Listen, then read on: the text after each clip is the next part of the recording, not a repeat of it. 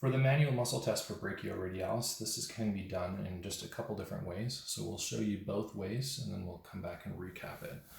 So because brachioradialis can do both supination and pronation, we're going to choose one of them and stick with that for our test.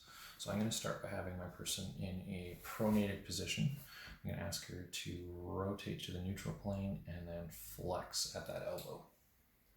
Great. So this would be considered the active range of motion for brachioradialis.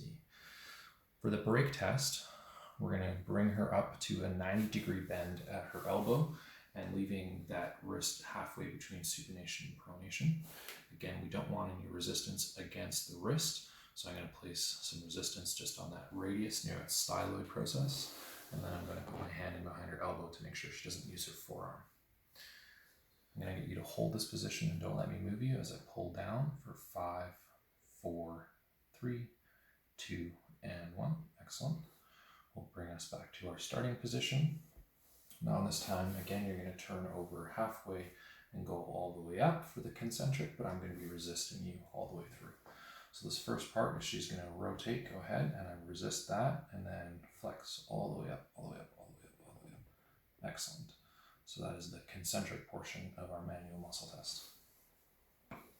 For the length for brachioradialis, we're going to take that same action that we used in the manual muscle test, which ultimately means it does not matter if you choose supination or pronation.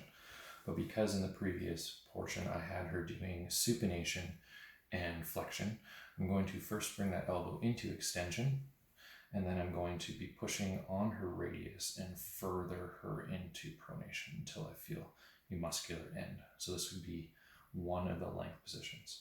Now ultimately, you could also switch hands, hold the elbow in extension, and go into full supination, and it would also be lengthening brachioradialis. So either one is appropriate.